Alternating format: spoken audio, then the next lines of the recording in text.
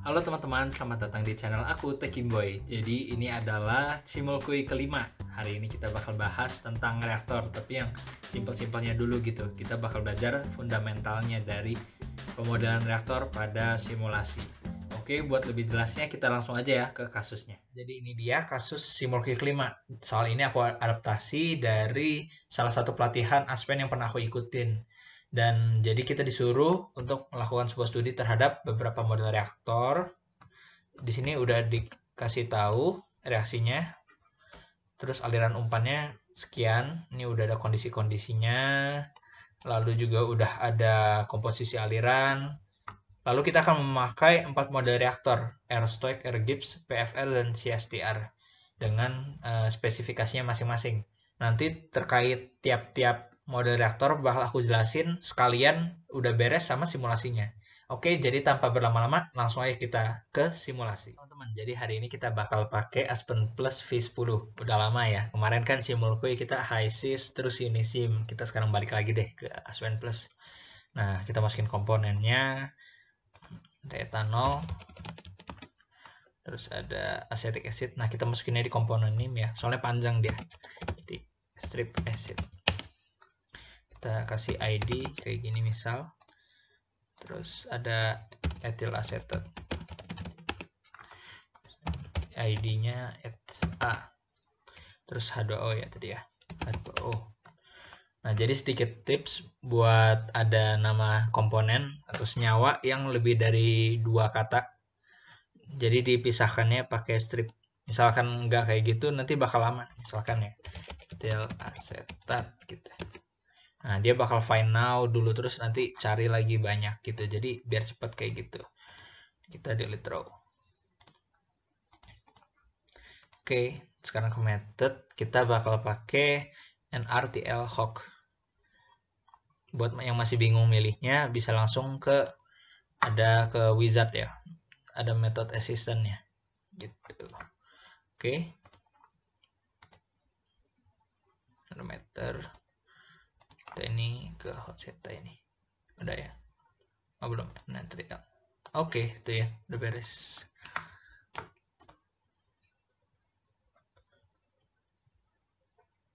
Sip, langsung kita ke simulasi.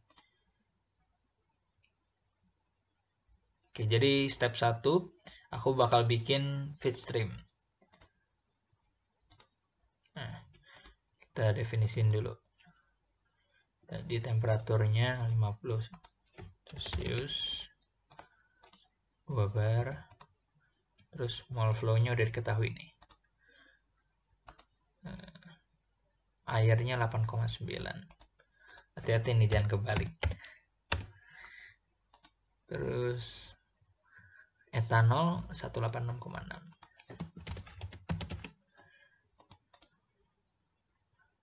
Sama asetatnya 192,6. Itu 92,6.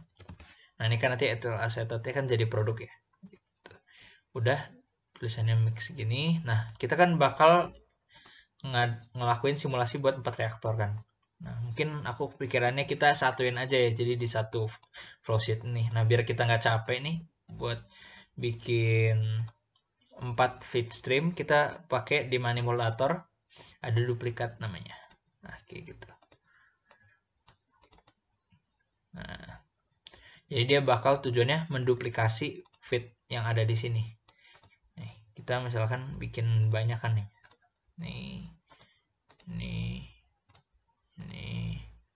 Nih kan ada 4 ya. Oke, kita bikin 4.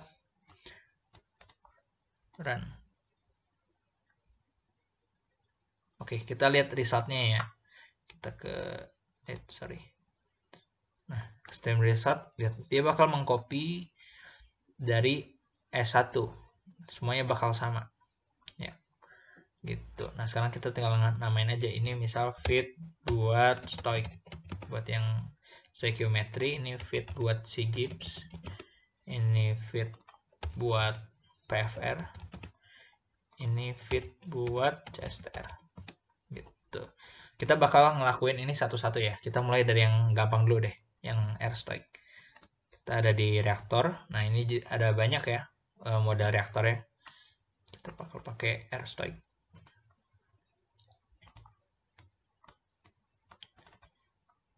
Sebentar, kita sambungin,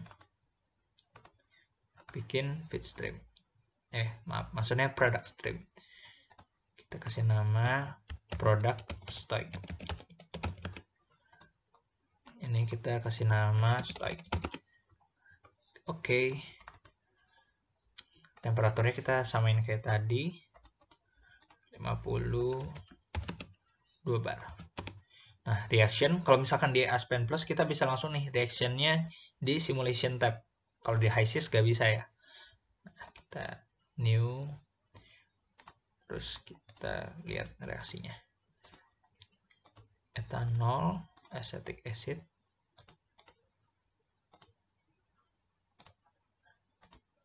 asetat, dan H2O. Bedanya juga kalau di Aspen Plus, reaktan dan produk ini kepisah nih. Jadi kita di koefisien otomatis gak usah masukin min 1. Kalau di HYSYS kan gitu ya. Kita masukin 1, dia otomatis minus gitu. Gitu ya.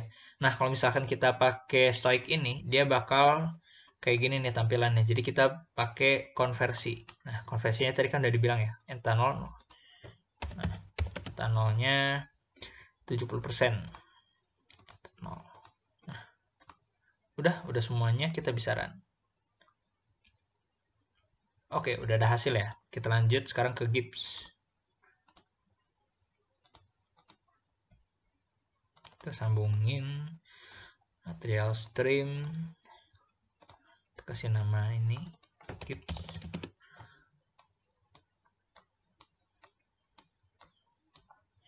Ini P Gibbs. Oke. Sekarang kita masuk sini, sama ini 2 bar 50. Nah, di sini maximum number of fluid phase. Kita kan ada vapor sama liquid ya. Kalau solid kita belum. Jadi kita masukin 2 di sini. Nah, ini juga ada beberapa pilihan kalkulasi. Jadi kita bakal pilih yang calculate phase equilibrium and chemical equilibrium. Kita run. Oke, cepet ya. Udah langsung terdefinisi. Oke, kita bakal lanjut ke model berikutnya. Nah, ini agak beda nih yang PFR sama CSTR. Karena dari tadi kita belum pernah pakai data kinetik. Nah, kita sekarang coba yang air plug dulu ya. Kita lihat nih gimana bedanya. Oke, kita kasih nama plug. Set.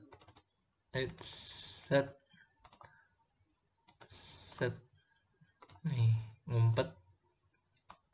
Waduh. Oke, kayak gitu. Lab ini PFR. Kita sekarang masuk ke dalam sini. Nah, ya kita bisa pilih reaktor type-nya. Aku bakal pilih yang specify temperature.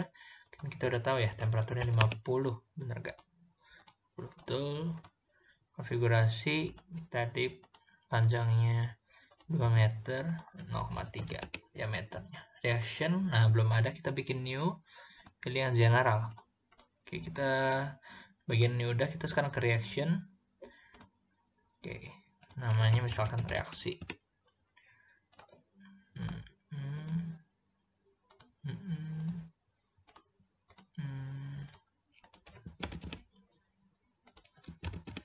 Oke, kita sekarang ke kinetik. Nah, ini kita harus cari di internet atau di buku atau di jurnal gitu ya. Ini aku udah cari, di sini kita tinggal masukin aja. Ada driving force order 1 terhadap reaktan. Oke. K-nya 1,9 E plus 0,8. Terus 5,95 E plus 7 joule per kilomol. Oke. Nah, kita di sini punya data equilibrium, tapi di sini kita nggak bisa apa-apa ini equilibriumnya. Nah, ini gimana ya? Itu karena kita di sini, kita lihat lagi nih. Kita nggak bilang ini reversible. Coba nih kita conteng ya. Hup. Nah, muncul gitu caranya. Oke. Sekarang kita compute KQ 1,335. 1,335. Ini basisnya adalah polarity. Oke. Nah, kita harus perhatiin ini, hati-hati banget. Reacting phase liquid. Reacting phase liquid udah sesuai. Ini kita lihat. Nah, valid phase vapor only. Ini kalau misalkan kita run, lihat nih apa yang terjadi. Oh ya, nggak bisa. Coba kita ganti ke liquid. Nah, hati-hati tuh. Kadang-kadang suka salah di situ. Oke, kita udah beres ke air plug. Sekarang terakhir ke CSTR.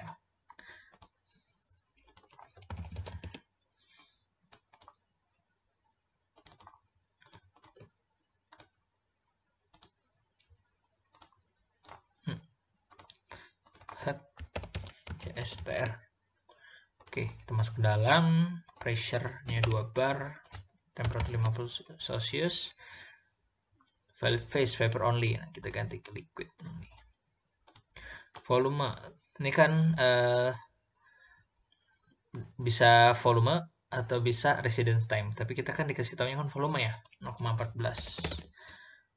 Nah, ini satuannya. Bener ya? Oh, sorry. Cubic meter gitu, COM. Reaction. Kita masukin sini. Udah deh beres. Nah, sekarang kita udah mensimulasi 4 jenis atau 4 model reaktor. Kita langsung lihat hasilnya gimana. Kita bakal bandingin hasil produknya. Oke, kita ke streams. Oke, nah ini yang kita nggak butuhin. Kita delete aja nih. Yang fit kan udah pasti sama ya, kan kita pakai duplicate. Ini juga. Apa yang belum ada? PCSTR belum. Nah, udah ada 4 ya. Kita coba bandingin dari segi temperature, pressure ya sama lah ya. Oke, nah yang biasanya beda kan di mole fraction gitu ya, kita lihat nih. Oke, nah bisa dilihat ya teman-teman. Angkanya tuh ya lumayan mirip lah ya. Mirip-mirip semua tuh. Oke, kita lihat mass flow. Mirip-mirip juga. Nah, gitu ya. Jadi, kita bisa bilang nih, ke 4 model ini harusnya hasilnya itu sama. Kalau misalkan kita bener gitu, masukin input-input datanya. Jadi, kalau gitu mungkin ada pertanyaan. Kalau gitu, gimana caranya kita nentuin reaktor yang tepat, model reaktor yang bener untuk situasi yang bener gitu. Nah, itu tergantung dari apa yang kita ketahui. Kalau misalkan di literatur diketahuinya konversi, kita bisa pakai stoik. Kalau misalnya kita diketahui data kinetik, bisa pakai plug atau CSTR gitu. Kalau misalkan kita nggak tahu apa-apa, nggak tahu stoikiometrinya gimana, nggak tahu kinetikanya gimana, nggak tahu apa-apa deh, kita pakai yang ini nih, Gibbs gitu. Jadi gitu aja teman-teman, kita udah ngelakuin simulasi terhadap 4 jenis atau model reaktor. Kita bisa lihat bahwa ternyata 4 model reaktor ini bisa ngasilin hasil yang mirip-mirip gitu. Nah, jadi sekian buat video kali ini. Semoga bermanfaat dan bisa menambah fundamental tentang reaktor. Kalau suka boleh like, comment, dan subscribe. Dan sampai jumpa di video berikutnya. Dadah!